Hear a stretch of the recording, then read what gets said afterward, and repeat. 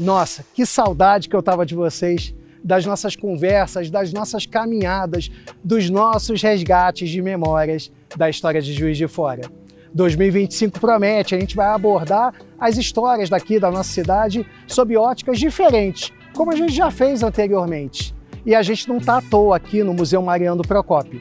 A gente vai começar o primeiro episódio desse ano falando sobre a arquitetura de Juiz de Fora, desde os tempos do Império até os dias de hoje. Então eu convido vocês, mais uma vez, vem comigo, vamos caminhar e resgatar as memórias da nossa cidade. Primeiro, eu acho que precisamos ter um entendimento sobre a arquitetura, como devemos enxergá-la e como ela nos atinge.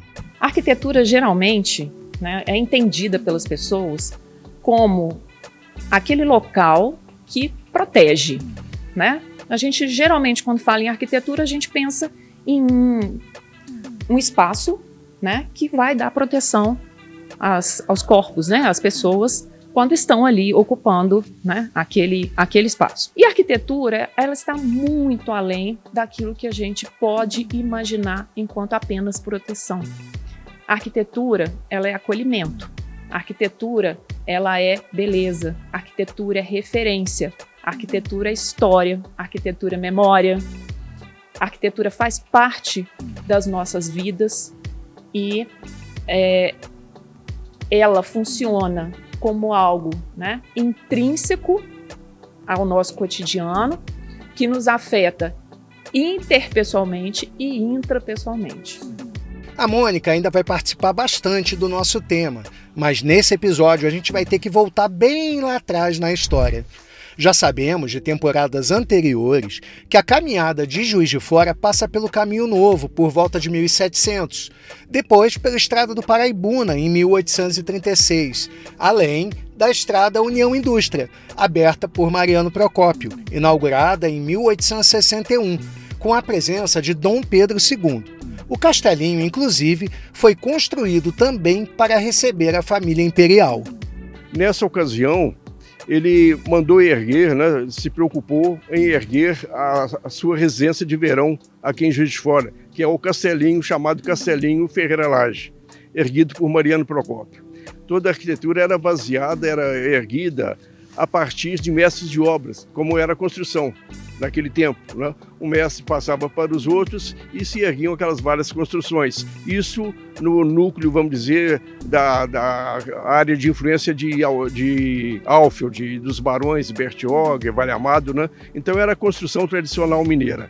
E o Mariano Procópio, aqui na casa dele, ele inova, vamos dizer, absurdamente, porque ele contrata arquiteto na Alemanha para fazer esse projeto, para fazer a edificação onde ele iria residir. Então, a construção é no centro de um terreno, no centro de um parque e em alvenaria aparente. Observem também, tem um subsolo. Nas casas lá da região do Alfeld, as casas não tinham subsolo. Aqui já tem um subsolo, inclusive em pedra, para afastar a questão de higiene pública, de sanitarismo, afastar a construção da umidade.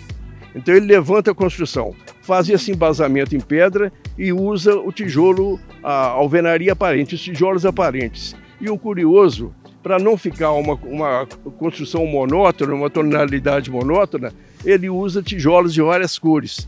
A junta, por exemplo, dos tijolos é branca, realçando a cor dos tijolos. E vocês podem observar também fiadas de tijolos mais vermelhos.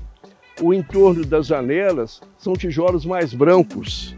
Existem pilastras, algo muito sofisticado para a época, até para os dias de hoje. As pilastras têm um sulco que marcam mais o efeito de luz e sombra, marca mais a presença dessas pilastras, contribui para a valorização estética. Os detalhes da construção chamam a atenção. As características arquitetônicas têm funções. Não é apenas uma questão estética. Essa construção, essa residência, era uma das mais luxuosas do Brasil no período imperial. E a gente observa, inclusive, pelo requinte interno. Sala de música, um piano de cauda, Errar, também dessa fase, 1860, ela é toda revestida em lambri, né? Há pinturas de grande gosto decorativo nas paredes, pintura modelo pompiano, adoramentos, as portas. Então é todo marmorizados. Então é todo um requinte que realmente define a casa como de alto luxo, né? E é interessante observar também que nós temos um subsolo, conforme eu já disse, abobadado em formas de abóbada, também em tijolos aparentes, né? Temos então o subsolo, temos o térreo, temos o segundo pavimento e temos também o torreão. E o torreão é interessante observar que ele tem janela para todos os lados. Então você poderia, daqui do alto da colina, você podia observar toda a cidade, toda a região a partir do torreão. E à noite também você poderia até analisar os céus, ver as estrelas, né, através das janelas do torreão. O Antônio Carlos já foi diretor do museu e eu aproveitei e perguntei para ele como era o restante da região de Mariano Procópio, além dessa residência. Na parte baixa do bairro, ele ergueu as oficinas da Estrada União Indústria. Eram muitos galpões e arquitetura sofisticada, inclusive com casa de hóspedes. Foi uma grande construção para a época, chamava atenção, né? Tudo servido pela água do Rio de São Pedro, né? E ele se preocupou também em trazer os imigrantes alemães, na década de 1850 mais ou menos. Ele estabeleceu a colônia aqui da Vilagem, né? Com casas também para esses imigrantes e também lá em São Pedro, né? E que na região da Vilagem também ele construiu e foi inaugurado por Dom Pedro II em 1869 a Escola Agrícola. Era uma obrigação da União Indústria para com o governo imperial, né? Então foi inaugurada e hoje o prédio ainda está lá, com partes até muito interessantes, inclusive de subsolo também. Hoje está lá o 10º Batalhão de Infantaria Leve, né? Servindo aqui a Juiz de Fora, a região. E o chafariz que havia lá na Escola Agrícola está aqui também no Parque do Museu Mariano Procópio. E a outra parte da cidade? A Estrada do Paraibuna, ou Estrada Nova, como também era chamada, teve um papel importantíssimo em relação às suas construções. Hoje é a Avenida Rio Branco, que quase não possui mais os antigos casarões, mas isso vai ser papo para outro episódio. Nós falamos aqui da arquitetura da região de Mariano Procópio, vamos falar também da arquitetura da região de Alfide, que precede a de Mariano Procópio. Nós temos, ao longo da atual Avenida Rio Branco, que era a Estrada do Paraibuna, ela se estendia mais ou menos do Largo do Riachuelo até o Alto da Santa Casa. E ao longo da avenida, então, os barões e as pessoas do povo foram construindo as suas casas, os seus sobrados, né? Sempre no alinhamento, sem jardins frontais.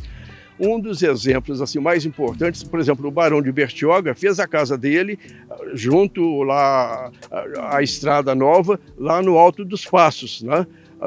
Onde ele faria posteriormente também, construiria a Capela dos Passos e a Santa Casa. O Palacete Santa Mafalda é outro ótimo exemplo de arquitetura da época. Está lá até hoje.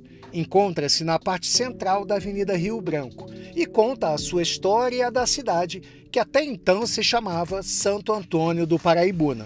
Vale Amado, ele construiu esse prédio para doar para Dom Pedro II quando ele veio aqui em Juiz de Fora para a inauguração da União Indústria. Então, Dom Pedro II teve de ficar dividido entre Mariano Procópio e dividido entre os barões lá da área de influência dos barões do café, né? Então, o Vale Amado construiu aquele palácio, lá aquele palacete altamente requintado, né? E ofereceu de presente a Dom Pedro II. Dom Pedro II recusou o presente. E era a intenção dele que ali fosse um hospital ou uma escola. E interessante, curiosamente, felizmente, lá hoje é uma importante escola, né? Em plena área central da cidade, um belo palacete restaurado. Outro exemplo da arquitetura da cidade em seu início é exatamente o prédio da Câmara Municipal de Juiz de Fora, inaugurado em 1878. A sua grandiosidade arquitetônica chamava a atenção das pessoas que passavam pela cidade naquela época. Foi inaugurado por Dom Pedro II em 1878. Ele veio aqui com a dona Tereza Cristina, inclusive existe o livro de ata. Esse livro de ata é preservado no Museu Mariano Procópio, né, com o autógrafo, com a assinatura de Dom Pedro II. Né? E nesse dia, então, Dom Pedro II inaugurou a Câmara. Foi sagrada também a Igreja de São Sebastião, a Capela de São Sebastião, junto ao Parque Alfred, né? E também, infelizmente demolida, ele visitou a Escola para Meninos, criação do Barão de Cataguases, doação do Barão de Cataguases. Mais à frente, após a construção do Parque Alfred, em seu entorno serão construídos novos prédios que contarão a história da arquitetura de Juiz de Fora em épocas diferentes. Mas isso é história para os próximos episódios.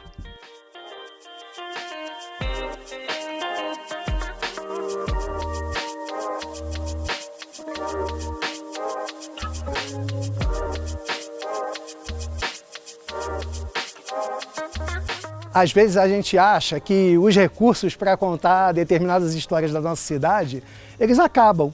Mas na verdade a gente tem pontos de vista, a gente tem óticas quase que infinitas para contar histórias tão ricas como é a história daqui de Juiz de Fora. Esse foi só o primeiro episódio do Resgatando Juiz de Fora de 2025. Eu te espero já na semana que vem para o segundo episódio. Vai ser no sábado, a partir das 14 horas, na JF-TV, canal 35.1 da TV aberta, ou você pode assistir no mesmo dia ou quando você quiser no Câmara Municipal JF, canal do YouTube.